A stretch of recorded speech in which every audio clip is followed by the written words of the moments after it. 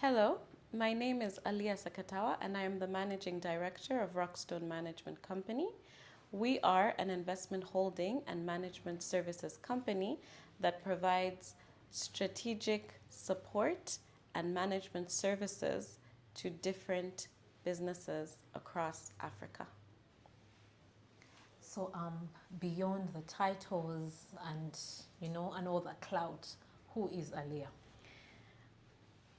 Um, I would say Aaliyah is just, at the end of the day, I think Aaliyah is just an everyday person with big dreams. Okay, what personal values have enabled you to remain consistent with every phase of your journey? I think the biggest impact, I would say, or value that has always kept me consistent is my religion. Um, I think that it has provided me with a guide to go through life, to maintain dignity and respect and consideration in all the things that I do. And I think that that has helped me remain consistent in regards to my personality and my values and how I live my life. What is it that people misunderstand about you most? I think when people find me online, they tend to think that I'm a very serious person, and yet I'm the complete opposite. I'm very goofy. I like to chat, talk a lot, and a lot of people tend to think that I'm extroverted because I do social quite well. Um, but I'm actually quite introverted and love to spend time with few people. So, what exactly is Rockstone and why does it exist? Okay. So, Rockstone is an investment holding and management services company. We have an investment portfolio that we own of businesses that we have invested into. And we also provide management services in the form of business optimization and strategy development and implementation to different businesses, organizations, individuals, family offices, whoever might need our services. Explain to me who that person would be that would need your services. I mean, if I am here and I'm thinking, why would I have to go to Rockstone? What should I need? Okay. So if you have a business and you're struggling with your business, or you want to grow your business, or you want to get into a particular market or a particular area, or you want to grow, and you're looking for someone to support you, right? But also help you grow by creating strong foundations, that's Rockstone. Our motto really is creating foundations for growth, because growth starts at the beginning, and it starts on good concrete flooring, um, solutions, systems, structures. So we're really there to hold your hand and provide that support to you, no matter what shape and size you might come in. So we're very fluid. And the reason that is because we're an investment management company, because we have investments that we manage. We have investors that we manage, family offices. But we didn't start out as this loud, big firm, right? We've built our business from the ground up. And because of that, we don't turn away clients based on what they look like. So even if you come into some of our management clients, you might find clients paying as little as $100, $200 for support. And you might have higher ticket or large ticket clients as well. And that's because we really are in this to provide support and help grow, our this industry, to help businesses grow and also to contribute positively to the economic development of Uganda. What does Rockstone actually do? What does Rockstone do and who is it designed to serve? Could it be founders, SMEs, investors, corporates, or development partners? Who is it? So, Rockstone, I think, would be designed depending on the client. Work might look different. So, we have small businesses that we've helped to structure and organize. A day-to-day with them might be sitting down with their founders, who, if you know a small business owner, they are the accountant, the social media manager, the communications, the finance, all these different departments embedded into one. So on a day-to-day for them might look like, for example, going through them, sitting down, having one of our business associates sit down with them and say, okay, this is how your business is currently structured. These are maybe the free digital tools that you can use and leverage to be able to organize and structure yourself as a business founder. These are some of the processes that you can be put in place. This is where your risk looks like as a small business founder. On a different day, it might look like me, for example, attending a French Chamber of Commerce event, engaging with an ambassador. It might look like of me providing strategic support to acquire the necessary licenses for someone going into the tech space. So it varies depending on the clientele, but what I can tell you is that it's never boring. Are there any key facts or figures that define this story that makes you proud? It's hard to say. I wouldn't say figures because I don't think that I look at my business and think how much money we've made, although it is important. I like to think of how many stories have we contributed positively to, and how many people can say that we've worked with this organization and they deliver. Um, so when you ask me a question of what makes me proud, I think it's really how far we've come. I also like to look at the staff and the people that we work with and see the growth that has come from there, to see maybe people who might have come with limited educational backgrounds from different economic classes who have been able to grow. You have people who might have come in either as business associates, worked with us for a few years, and gone on to take key positions, whether that's in government or private sector. So you have, people who came to us with, came work, came to us.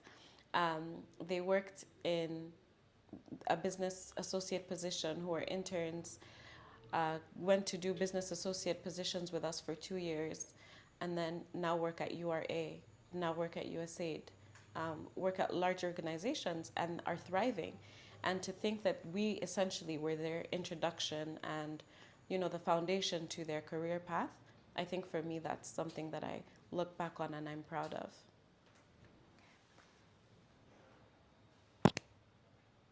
Okay, so we want to find out, why do you look at the sectors that you look at, and what makes the investment logic? Yeah, so you operate across agriculture, real estate, technology, media. What's the strategic logic behind that portfolio? So our investment portfolio is driven primarily by industry factors and analysis. We don't sleep and wake up at night and say, I've seen a lot of AI going around. Maybe that's interesting and that's something we need to get into. So our proprietary investment aspect, or our investment holdings that we have, is 100% driven by business analytics. So we look at the different industries, we look at how they're performing, and we compare that to our country, the continent, globally, and see where the trends are. We try and ensure that we are staying ahead of the curve, that we're consistently innovating and going into places to create disruption and have impact. So when we look at industries like agriculture, 80% of the Ugandan soil is arable, right? You plant a seed here, it will grow. Why would we not be in agriculture when there's potential everywhere? You look at technology, artificial intelligence, blockchain, cryptocurrencies. They have the capacity to develop and propel the African continent, not only Uganda, and create convergence with developing countries instantaneously. So if we are not investing and we are not actively participating in artificial intelligence and technology in agriculture, leveraging these capacities, then we're going to be behind as a continent. And we are dedicated to growing our continent, we are dedicated to growing our country. So, because of that, we make strategic decisions about where we put our time and our money. What makes Rockstone different? Because Uganda and East Africa does not have a shortage of advisors and investment firms. What is it that makes Rockstone stand out above all the others? Yeah, I like that question. So yes, there are quite a number of advisory firms. There are a lot of management companies. But what I have seen is a trend, which is that a lot of these firms, whether advisory, whether investments, they tend to focus primarily on the financial side, and they just tend to create smaller replications of large firms. So whether that's KPMG, your PwC, your Deloitte, but they also specifically target financial advisory. So whether that's taxes, whether that's business modeling. And we tend to forget that apart from the finances, there's so many other additional factors that go into play when running a business, especially when you're running a business from scratch, starting a business, right? So when we provide support, we ensure that we're looking at specific strategic areas, and that's why our focus primarily is on strategic support, right? So we look at what does it mean to do business in Uganda? And it might sound easy, okay? Even if we're just looking at opening up a restaurant. But there's so many underlying factors that contribute to the success, whether that's culturally, whether that's, how things are done here, work ethics, motivations. There are all these underlying factors that contribute to success that you cannot get and you cannot answer when you're primarily or only looking at financial aspects of a business. So when we provide strategic support, we have sat with business owners. We have sat with small businesses, medium businesses, large businesses. We've looked at how do they play within these markets, and we have tangible experience to provide strategic support through business insights. On top of that, we help with the implementation of these strategies. So we're not going to write you a really beautiful deck and say, hey, cut costs and increase revenues, because that's what everyone tells you. We provide embedded strategic support. So whether that means that one of our associates comes to your office and says, this is how you're going to do it, we sit down with you and we make sure to tailor every single strategy that we provide. We walk with you through this journey. In addition to that, what makes us different, I think primarily, is the fact that we have a proprietary arm, an investment arm into our advisory support. So where it matters, we are able to contribute our own financial risk into engaging with our clients that a lot of advisory firms don't do. They want to advise you, but they don't want to take the risk with you. Rockstone is able to sit down with you and say, okay, this costs X amount of money, let's go 50-50. We put our money where our mouth or where our decks or where our advice is, and that makes us different from any other advisory firm within this market. Okay, beyond individual or business deals, what role do you believe Rockstone plays in building stronger, more competitive enterprises for Uganda and the region? And why does this make it a worthy conversation to have now? Can you repeat that?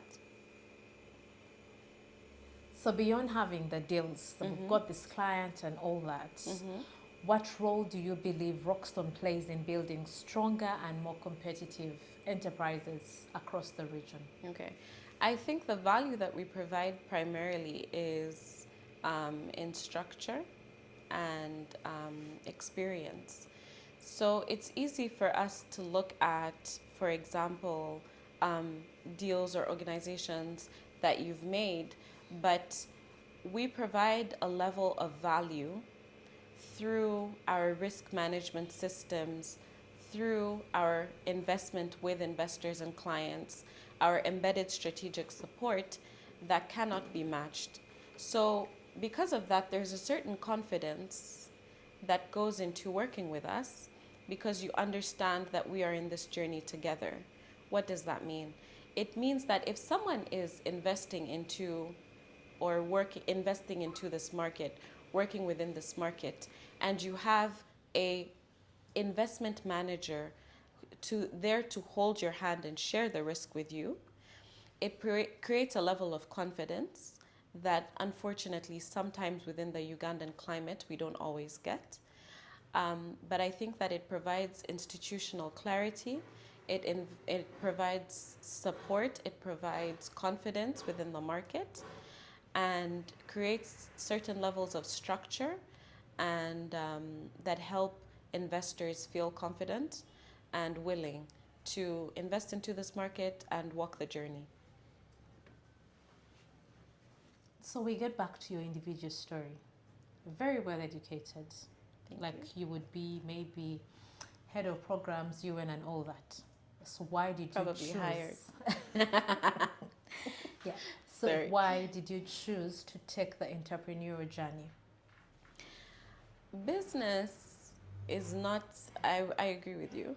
It wasn't my first instinct, I would say. No, that's wrong. I actually I wanted to start a business as young as 8 years old. But my father actually is in business, he's a businessman, and he just really discouraged us from doing business when we were younger.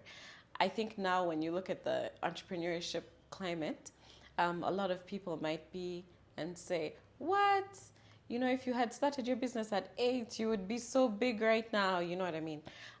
But there are quite a lot of uncertainties that come with owning a business.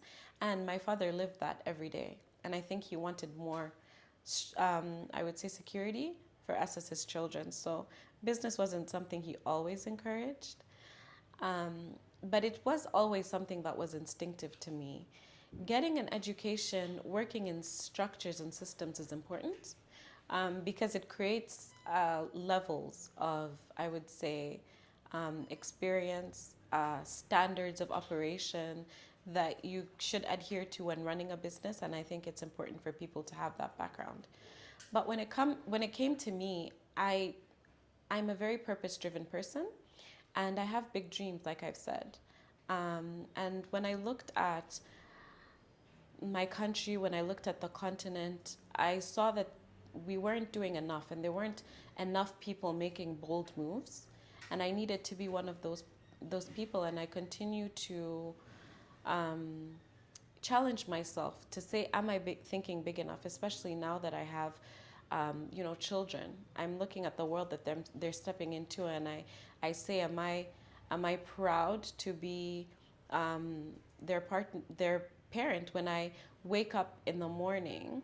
Do I feel like this world is big enough for the dreams that my kids should have? So I don't want to sit down and be put into a box of what other people think the world should look like. I want to shape it into the things that matter to me and create spaces for the people to come. And sometimes that doesn't come with a 9 to 5. So why investment? Investment, when I look at my background, so like you'll see my background, I previously worked at the United Nations. My bachelor's degrees were in African development, international relations, international economics. I was always someone who was driven into the development space. But the more I worked in the development space, the more I realized that it was taken up a lot by bureaucracies that didn't actually actively contribute much, or as much as I would say, maybe I should say, to the development of our countries and our systems and structures. We were just consistently being put into this loop of dependency. And I wanted change. I want to walk down the street and see successful businesses successful people. I want my countrymen to not need to live off of 2,000 shillings a day, right? So I looked back and I said, how does this change, right? And when I looked at it, I saw that Uganda was one of the most entrepreneurial, if not the most entrepreneurial country in the world. And my Ugandans specifically are intelligent, are business savvy. They have very high business acumen. And I realized that the contribution to development that we should be making is private sector led, and it's driven by um, investments, right? It's driven by businesses. So I said, you know what, I'm going to start there. And that's what I did. So your rise has been unusually fast. Initially. Yeah, so your rise has been unusually fast, from high-performing young professional to a continental leadership voice. Give me some of the defining moments that tested you early and quietly, but prepared you for the weight of leadership ahead. That's an interesting question. I think it would be maybe primarily the death of my mom. She passed away when I was in my early 20s, and I had to really come to terms with the responsibilities that I had, and what it means to lose a mother when you're young, when you have young siblings. There's a level of responsibility that comes with that, and the tests that come with that is that you realize that you don't always get to live for yourself. And that led me to push myself in my business, push my personal capacity, and always make sure that I am trying as hard as I can, because sometimes you don't have any other choice. I come from a successful bloodline, and I want my children, I want people that work with me, people that know me, to be as successful, and to be excellent. So I always push myself to do the best that I can do. It might not be the best, so even I sometimes look back at my achievements and I think it's not enough. I've sometimes even sat when you have this yearly reviews with yourself and say, what have I accomplished this year? I haven't done this, I haven't done that.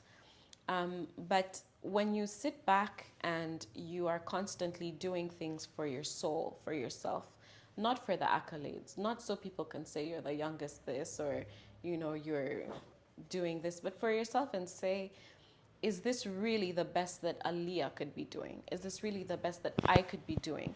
You end up pushing yourself to consistently show up. And that's what I did, and that's has gotten me to where I am today. And I'm not where I want to be yet, but I know that I'm going to get there. So you spoke about doing things for your soul, but also ensuring that you lift up others. What was that first moment when you realized that I am not just participating, I'm actually leading? I don't know.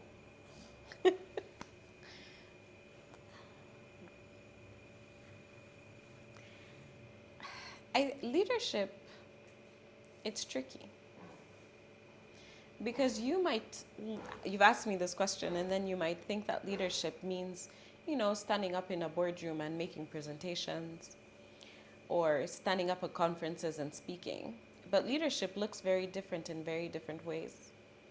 When I think about my first encounter with leadership, I think about it as young as at school, in primary school, being given positions of responsibility, um, positions of power, for example, and what that entailed, how it made me realize that sometimes being the best leader is not even about you as a person, but looking at the people that you work with and seeing how best you can bring out the best in them, how you can encourage them, how you can identify their weaknesses and help to plug and to make them better at the things that they do.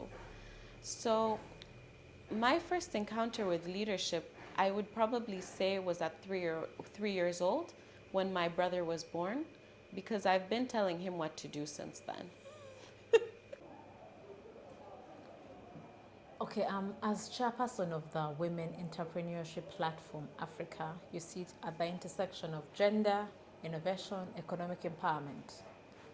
How do digital tools change the game for women entrepreneurs, especially in access to markets, capital, networks, knowledge in the practical sense? I think technology is a game changer. Okay, I'm going to start again. Technology is a game changer when it comes to women, especially in business, because it means that you are able to get access to the tools that you need, and they find you where you are.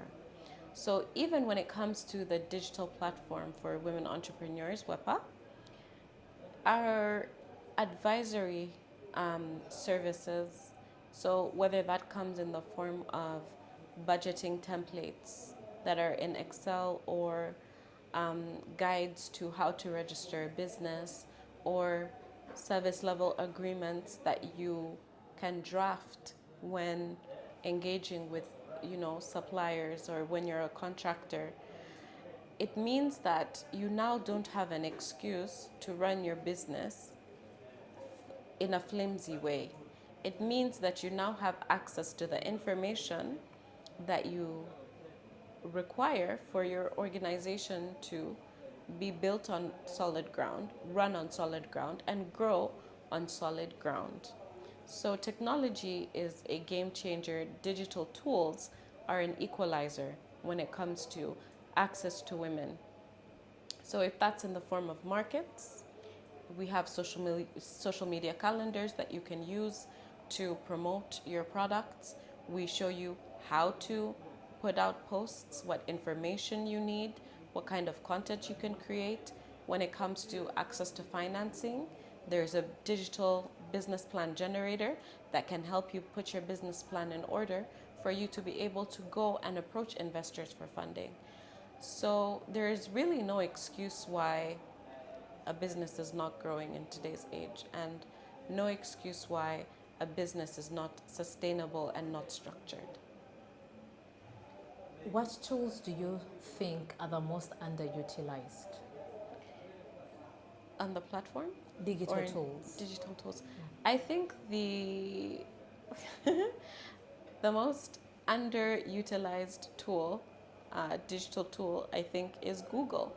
A lot of people have questions, um, and you have Gemini that's there to provide answers for you.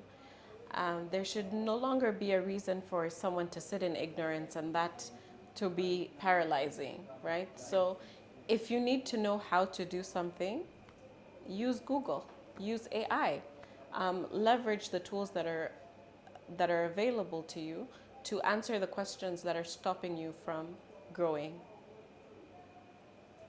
What barriers still prevent adoption? Could it be cost literacy, trust infrastructure? What is it? All of them, all of them. I think when we look at, even if it's just internet penetration rates in this country, I think Uganda pays quite a premium. I think one of the most expensive costs of internet. And what does that mean for the population? It means that you have large players that are turning big profits, and that's great, but at the cost of internet adaptation, internet penetration into the, societies and villages and places where internet needs to be going to the most. When it comes to access to internet, when it comes to the cost of internet, when it comes to the infrastructure for internet, all of those things are barriers, and we need to do better.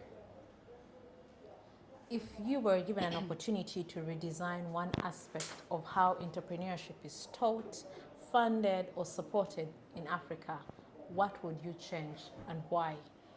I would change how, or the approach that it's done. I would love to see entrepreneurship be at the epicenter, that's driven through government participation, academic participation, and private sector, right? So why are we not teaching children about finances at an early age? Why are we not teaching them to budget? Why are we not teaching them to file taxes? Um, I would love to see an environment where all of these large players are able to come together and create curriculums that are then able to be regulated and, measured across metrics. I would like to see an environment where, people are able to be taken from the streets in the informal sector, right? Even if they're running informal businesses, be brought on, taught structure, taught the value of structure, even if it is from a young age, and then put back into these environments and have us monitor in a regulated way. And I think that would significantly impact the success of businesses and drive our economy much further. Do you think that entrepreneurship is taught as a lifestyle rather than as a discipline? And in this restructuring of how entrepreneurship is done or taught or funded, what would you remove entirely from the system? Definitely, entrepreneurship or business is taught as a lifestyle. It seems to be something reactive. It's not. It's not. It's no longer, or it's not something that people go into with a structured mindset. Somehow, it's become something that people navigate towards because they don't have other options, whether that's employment. So it's not taught as a discipline, and because of that, it is not disciplined.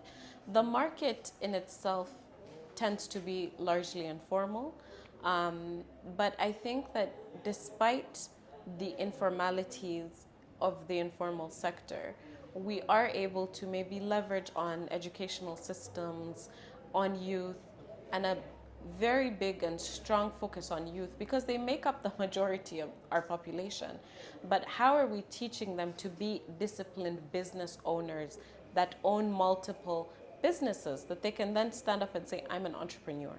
But you have people that are an entrepreneur because they have multiple businesses that sometimes are not even financially stable. Yeah. Okay, so you have a diverse portfolio.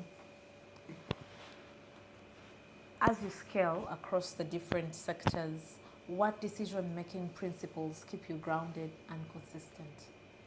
I think it's easy to do many things terribly.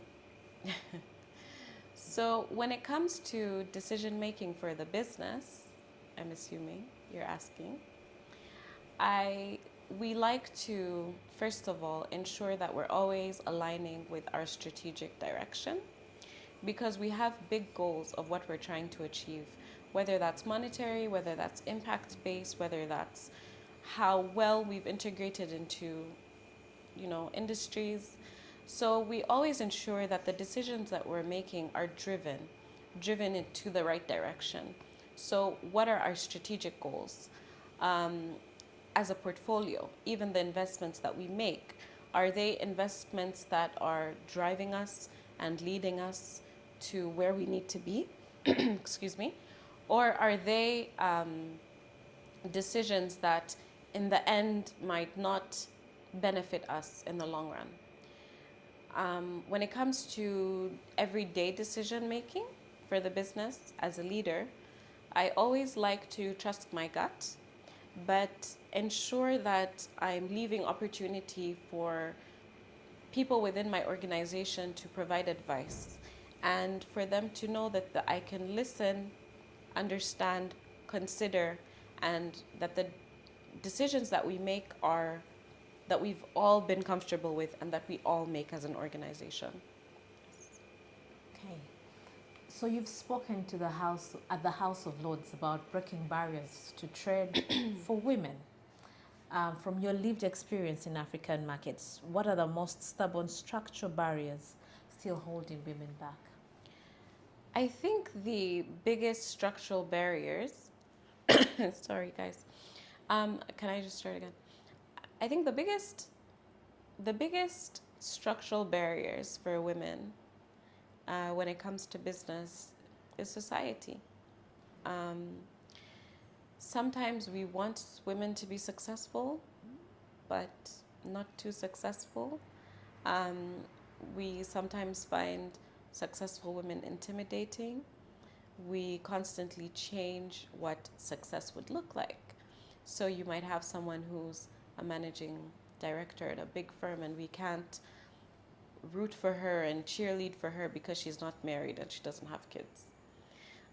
You find a woman who's married with kids and she's successful at her job. When does she spend time at home? So, when it comes to success for women, the biggest barriers I find are ourselves.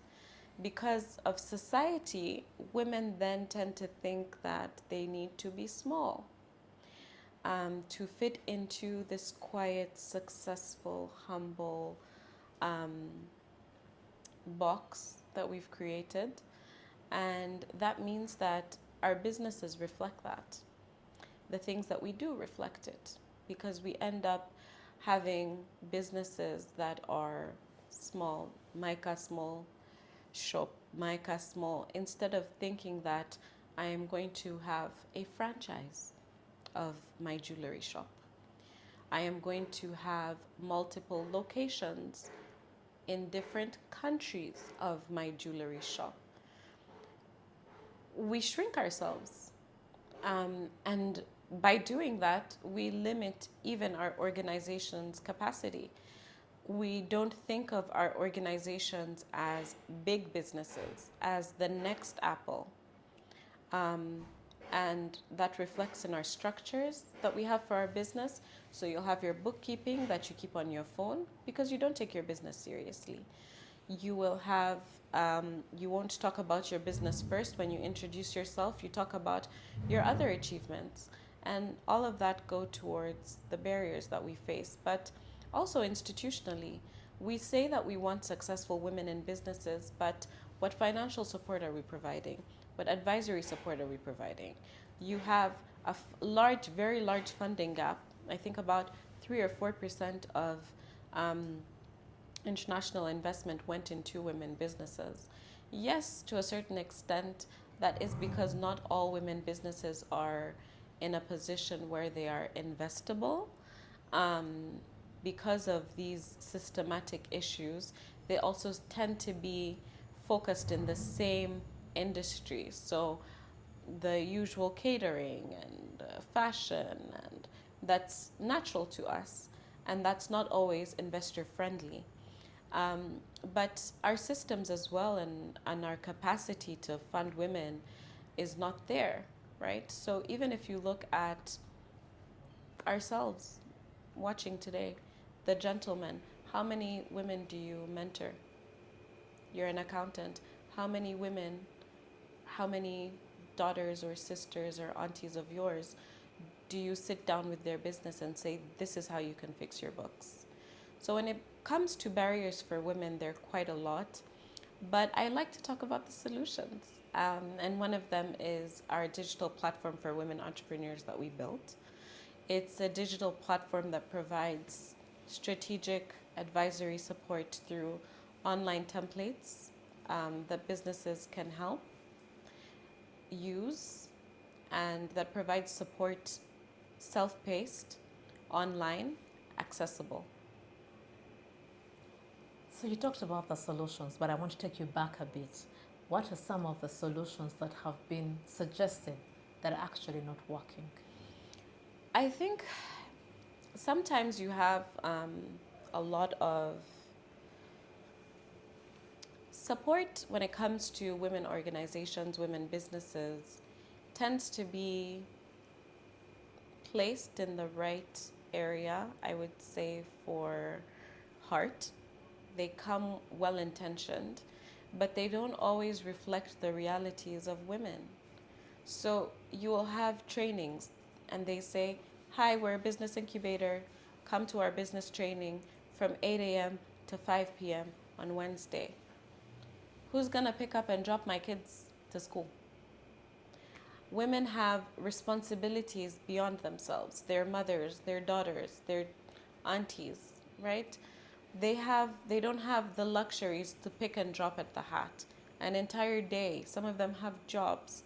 So you find that a lot of these solutions are unintentionally exclusive and not targeted and dedicated for women the way that they need to be.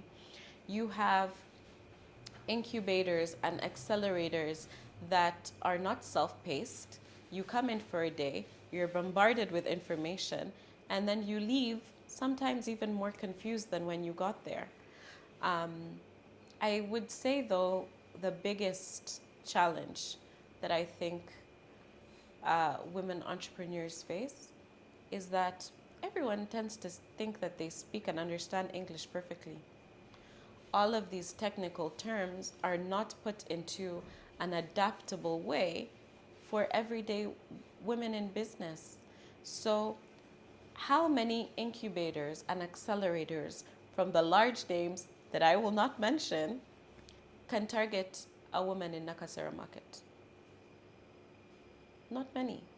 And yet, when you look at their SACCOs, right, the research shows that they move millions in dollars. Their businesses move markets. But these everyday women are not reflected in the advisory that we need to provide and want to provide. They're intimidating.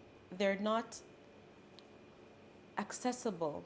They don't meet the women where they are. And unfortunately, that means that a very select few businesses end up being able to benefit from a lot of these solutions.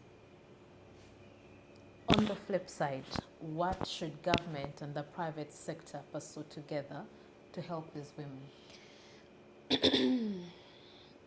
I think government and private sector need to sit down and be intentional about helping women in business, okay?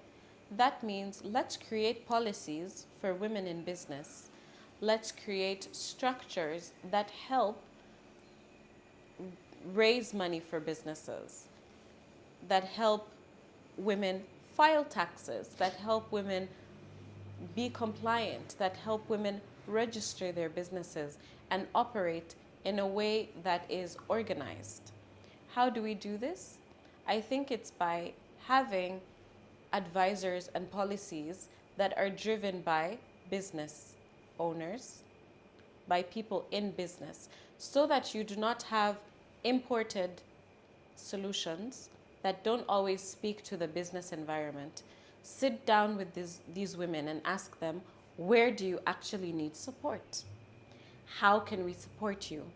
And then from there, ensuring that this support is accessible, it's not intimidating, but also ensuring that the support is not there to be, excuse me, ensuring that the support is not there to be, I would say, paraded, and also not there to be exploitative, right? So you'll find that a lot of women in businesses, especially in the informal sector, don't trust the government to come and provide policies and solutions for them because they suspect they just want to make them pay taxes they don't owe, right? So engaging with the public sector in a way, with the private sector, informal sector, in a way that meets people on a middle ground to create trust, I think that's where we should start. Okay, you were named among the top 100 most influential Africans last year. What do you, on a personal basis, define influence as, and what does this recognition mean in as far as responsibility is concerned? So, being named one of the most influential Africans is interesting. I didn't know I had such influence. I think that when it comes to what influence looks like to me, I think influence is someone who can help open doors, help grow, help push people within their capacity and where they are. So I don't want to be on a poster on Instagram and TikTok saying I'm one of the most influential Africans, right? I want that to be a lived experience. I want to say that our digital platform for women entrepreneurs has 4,000 registered members because that means something and that's important to me. Influence, I think, is only valuable if it's able to help someone beyond where they currently are. So if I can make an introduction for a business owner to be able to provide you or supply something that can then help grow their business, that's the kind of influence that's important to me. And those are the kind of responsibilities that I want to look at. How do you stay authentic despite such recognition? I I would like to think that I stay true to myself and true to my values. Um, I think my family helped me stay authentic. Um, my siblings humble me every day because when I go home, I'm really just Aaliyah. So surrounding myself with people that ground me, surrounding myself with good energy and people who remind me who I am, is how I like to stay myself and stay authentic. And also remembering that these things don't mean much at the end of the day if they're not backed by actual impact. If you don't have people in your life that can speak to the things that you've done, if you can't pick up the phone or you can't look at your life and say that you've helped someone grow, then what are the titles for? Nothing. What do they mean? Nothing. At the end of the day, we're really just people, and it's really not that deep, to be honest. I don't want that to seem like I don't appreciate it because I do and I'm grateful, but I think that we need to do things for the right reasons. And when you do that, the awards come and we're grateful for them, but that's not why we do them. Yeah. So you mentor and advocate for women entrepreneurs. What is the single most important mindset shift you believe women must take, not just to start business, but to make sure it is scalable? I think the biggest mindset shift for women in business is that sometimes they see business as, I would say, just a thing they do on the side, right? Just a thing they do among other things. They're not dedicated. They're not always driven. They don't realize their potential, right? So when it comes to a mindset shift for women and for also young girls, which is very important, because a lot of these mindsets and notions that we have about ourselves are built quite young, and I don't think people realize how young it is. So when it comes to young girls, when it comes to women, the mindset shift that I would want them to have would be for them to stop sleeping on their potential and realize that they have capacity beyond themselves that is great. And all of these people that they see online that are doing amazing things, they're not different from them. They're just bold, they try and they try and they try and they try and they try. And that effort and consistency is what sets them apart, but they weren't born with special powers. They're not the Powerpuff Girls. They're not, superheroes. They're just consistent people who make efforts and are not scared and are not sleeping on their potential. If I tell you how many women are smarter than me, so many of them, by the way, how many women have so much more potential than I do, but are just comfortable being mediocre, we could sit here all day. What is the most dangerous small business mentality that you have seen? I think the most dangerous small business mentality that I've seen is how they handle money. So, some businesses don't even know if they're profitable or not because they have 100K come in, 50K leaves, 30K leaves, then they need money for rent, and somehow they found it. They don't sit down to monitor their income, to track their finances, and to see how much money am I spending? How much money is coming into the business? How much money do I need to budget for? So, because of that, they end up consistently having sometimes unprofitable businesses for years, that drain their finances more than they need to. But if they had sat down and structured themselves, they could have ended up directing their businesses, scaling and growing, but they weren't able to because they took finances to be something that is light. Money is light, but finances are heavy. Finances are heavy, and they're the heartbeat of your business. So you need to get them in check. You have seen very many entrepreneurial ecosystems. What distinguishes sustainable entrepreneurs from those who either burn out, plateau, or collapse under the weight of their ambition? I think it's not ambition that causes a lack of sustainability or growth. I think it's a lack of planning and consistency. So people have big dreams, and it's good to dream big. I think you should always have big dreams. They say that if your dreams don't scare you, they're not big enough. But I'll add to that to say that your dreams need to be followed up by action plans. They need to be followed up by structure, business plans, and that is every single day.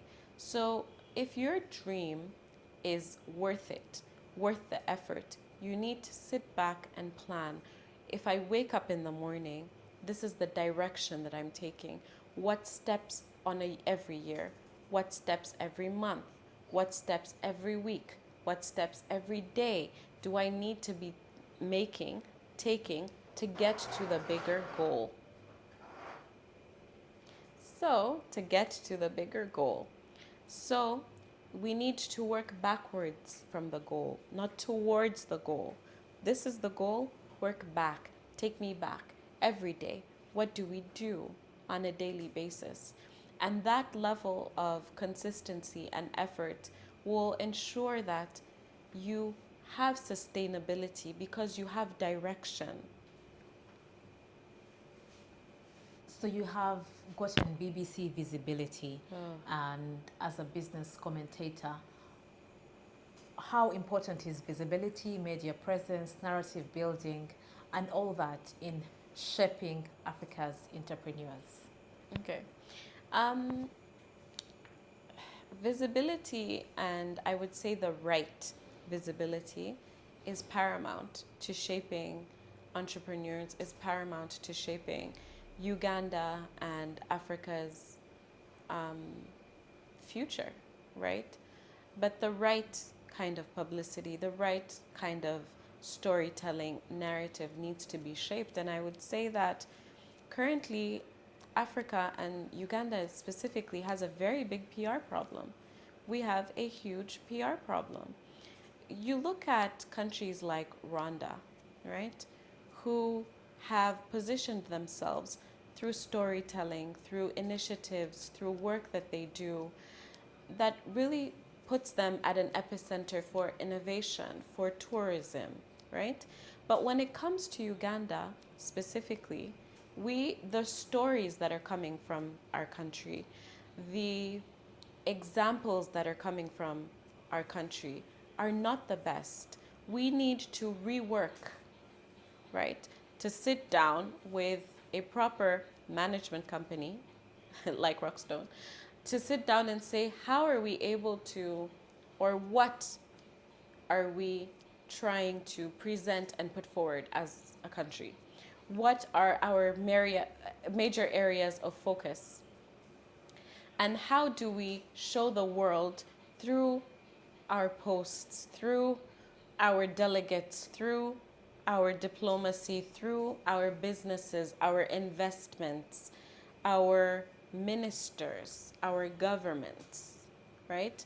How do we have a strategic direction that this country can take? What is it that we stand for? What are our values as a country? And unfortunately, that's a larger conversation that also applies to the continent. So, in Africa, for example, we have this poverty crisis. Everyone thinks that when we have investments that come into the country, they need to be impact based, right? It is shifting, but not the way that, and not as fast as it needs to. People need to know that Africa is open for business, that we are able to have the next unicorns, have the next large organizations, companies, and that this continent goes far beyond the poverty, far beyond the need, far beyond our problems. So we also, as Africans, need to take advantage of and own our narratives, start telling them ourselves so that we can shape them not only externally for the world, but also for our children and for the younger generations. Because we're not poor. We have minerals everywhere. We have soil everywhere. How are we creating value addition and exporting to leverage? But we have our youth who are also buying into this mentality, and it's wrong. So we need to own our narratives and shape them and show the world and ourselves that we are bigger and better and greater than all of these things, and that we do have the potential and the capacity to be the best. And we do. So I will reverse the question and say, what narratives do you want the world to stop repeating about Uganda and Africa on a whole? First of all, we are not killing the gays. Although some of our policies are problematic, I would like to see narratives that show that you can have successful organizations, successful institutions, successful infrastructure created on this continent. I want there to be more African players playing within Africa. So even if you look at the investment space, a large number, if not the larger number, in fact, the larger number of investors investing into Africa are foreigners without any consideration for our cultures, our values, our beliefs. I want the African narrative to be one of dynamic success, one that is vibrant, that reflects our people and our capacity. What role has mentorship played in your journey with tangible examples, and how are you paying it forward? Mentorship has played a large role in my journey, if not the largest. My mentors are very bold, strong men and women. Some of them sit in boardrooms, are chair people to large organizations, and some of them are business owners who don't even use computers. But what it has done for me is created a balance between sometimes the corporate need and the corporate structures and the everyday realities of life that those don't always, you know, synergize and don't always, you know, flow well together. It's made me a flexible person, but more than that, it's taught me to push myself and the barriers that sometimes I have in my own mind, right? So I've approached my mentors with opportunities and they say, "You're above this." And I'm like, "What? Me? How?" They're like, "This is not big enough for you." And sometimes it's important to have people who check you to let you know that you're not dreaming big enough. You are now putting yourself in a box. You are now holding yourself back. I think that's very important. And I like to pay it forward by ensuring that I'm mentoring younger generations, and also mentoring up, which is a thing. So I also mentor people that are older than me, people that are in higher positions than I am. And what that does is that it helps to create a balance as well. But I like to pay it forward by ensuring that I'm always positively contributing to initiatives for young, young women and men, especially in business.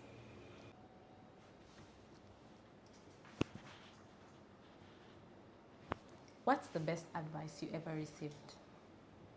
I received quite a lot of advice, um, but I think some of the best advices that I've received, I was told by um, the Baroness Sandy Verma. She said to me, "It's not enough to stay still," which means that in everything that you do, you should always strive to be doing something better than what you're currently doing.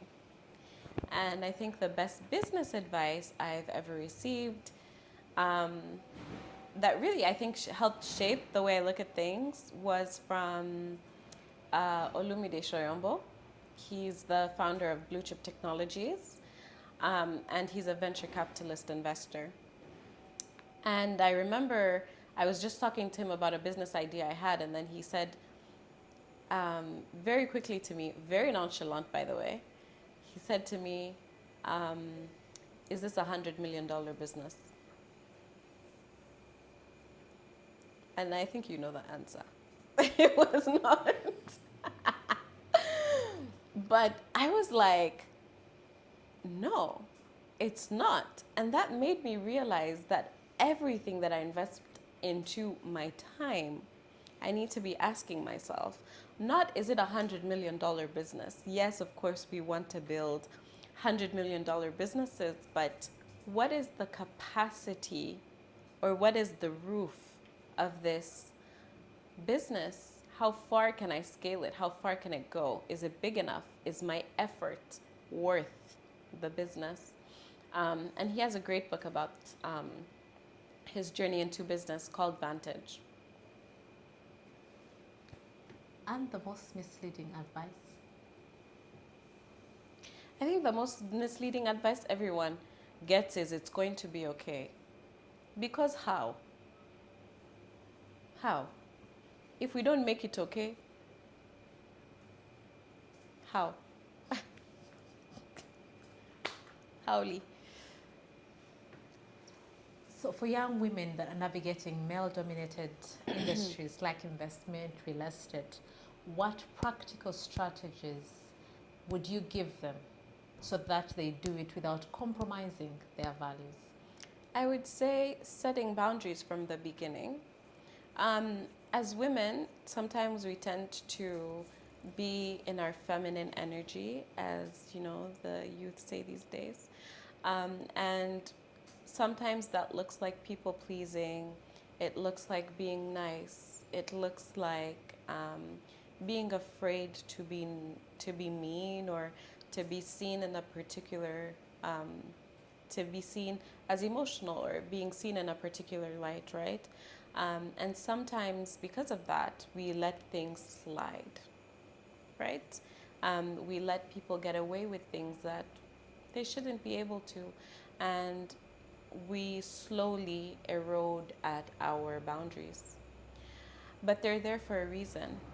So the practical advice that I would give is maintain your boundaries, maintain your respect, maintain your dignity, and people's opinions of you really are none of your business.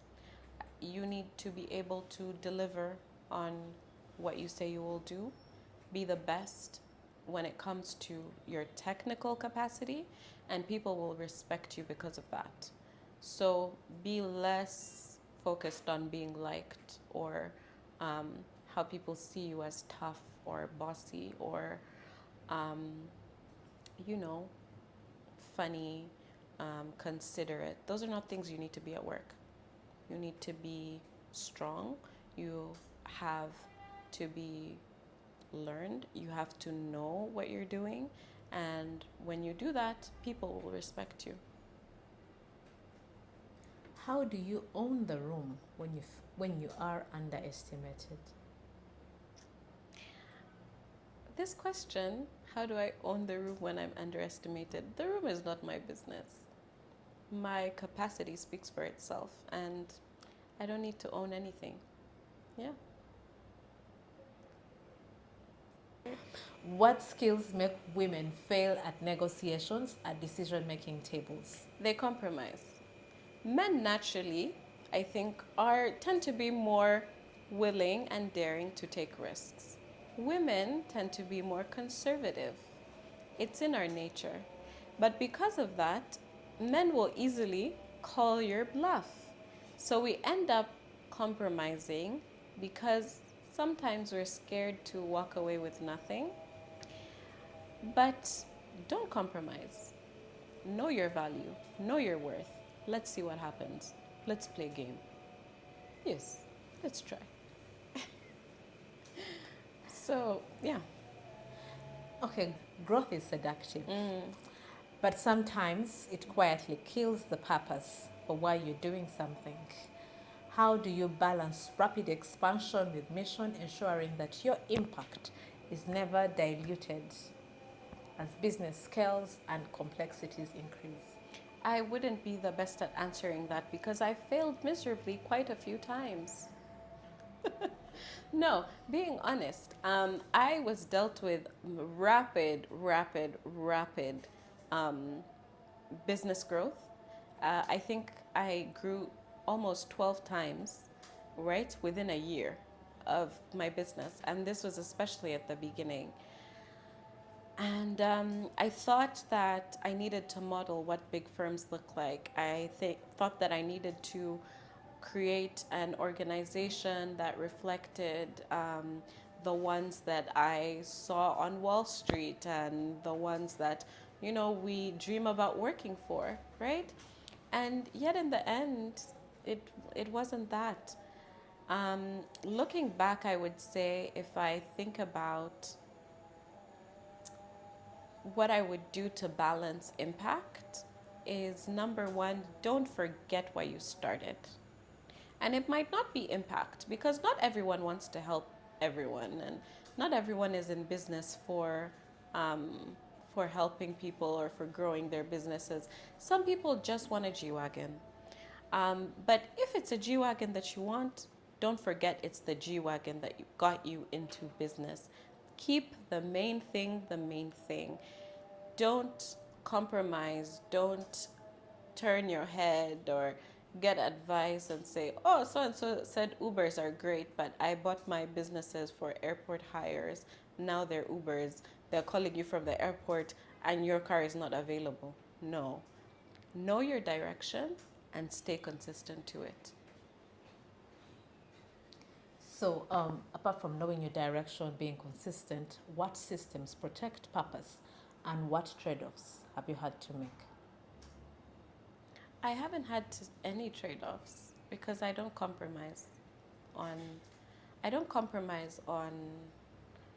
responsibilities. I don't compromise on integrity. I don't compromise on I'm not uncompromising, but I don't compromise on my values. So you need to decide very early on and quite quickly what kind of person you want to be and how you want to run your business. And when you've decided that, it will be hard for you to change. And that's okay. Not all clients are meant for you, not all employees are meant to work with you, but your business is your own. So be true to yourself, and one person that you should not compromise on is yourself. Looking ahead, what opportunities excite you most in Africa's entrepreneur investment landscape over the next 5 to 10 years, and why those ones? I think the most exciting things looking at our entrepreneurial landscape is the inter-Africa trade. There's quite a lot of opportunities that are coming up. You have the East African, the ECOP, the pipeline. You have the significant trade route that's going through Congo that will be, providing routes to Central Africa. So this interconnectivity, especially coming from Uganda, is bound to propel and grow and provide entrepreneurs with new capacities that are quite significant. And I'm excited to see what that looked like. We also have a lot of international organizations, international funding that's coming in, and I'm excited to see how Rockstone as well will be able to contribute to that. So, which sectors do you find to be overrated? Which sectors do you think will become the next gold mine? Gold. So, when you look at trends, when you look at the research, you see that there is quite a lot of investment going into the agricultural space. You have, for example, Saudi investments that are looking to do, coffee in Luero. You also have a lot of investments specifically in Uganda, where you have different investors investing into minerals. I think minerals also overtook coffee as a major export. So there's a lot of value addition potential in our country, and I'm excited to see what that could look like. I know that when it comes to all these different aspects, technology is really at the core and fundamental in all of these engagements, and I would like that to be focused on. I don't think that there is an overrated industry, because when done the right way, anything can be successful. And I don't think that we should limit ourselves when it comes to industries, but I do see a lot of growth when looking in agriculture space, when looking, of course, you have oil and gas, minerals, and my favorite will always be technology.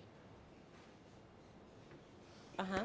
So, as your responsibilities expand and you moved from execution to strategy and now to influence, what leadership lessons have surprised you the most? And what did you believe at 16 that no longer holds now? I use leadership. What has surprised me about leadership? Okay.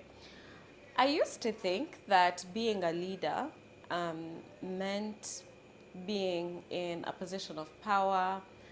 It meant having many people working under me, and maybe telling a lot of them what to do. But I realized quickly that leadership is instinctive and it shows up in everyday work, no matter what position you're in.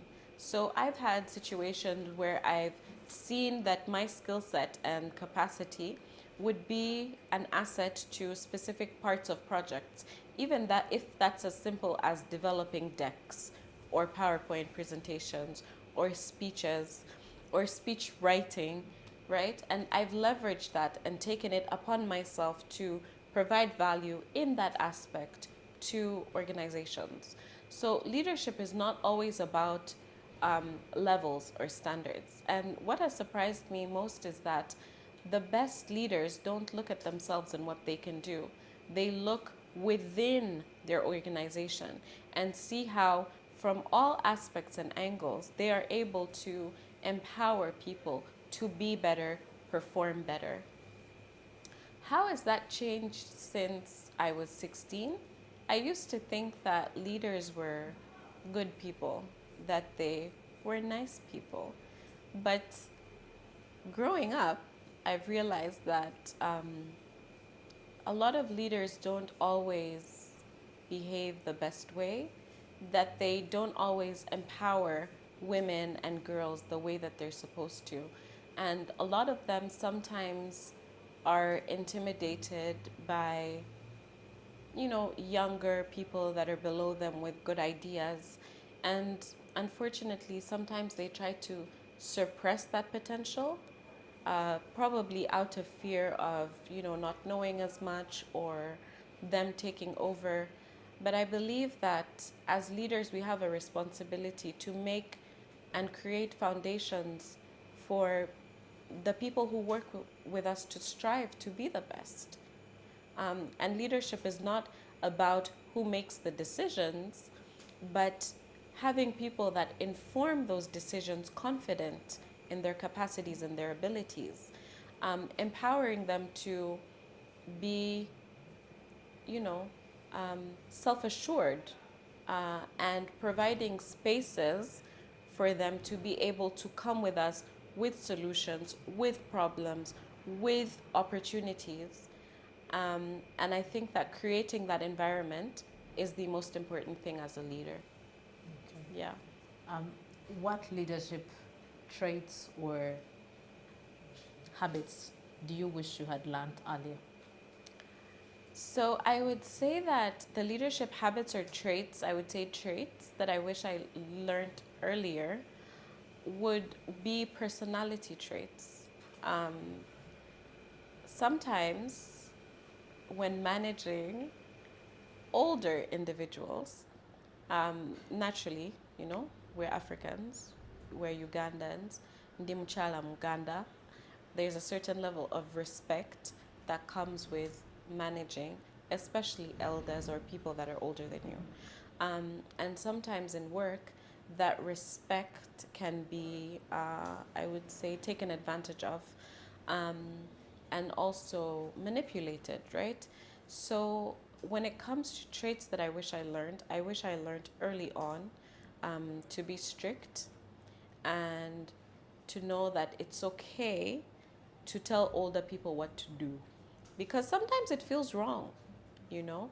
I wish I learned early on that just because someone's older than me doesn't make them smarter than me, and to be assured that sometimes you are in a position above someone else who is older than you for a reason, and you should not make yourself small or try and have you think like they think or do things as they would do because they are older than you, but trusting your instincts and trusting yourself no matter how young you are. Yeah. Okay. Would you want to live at Rockstone and beyond?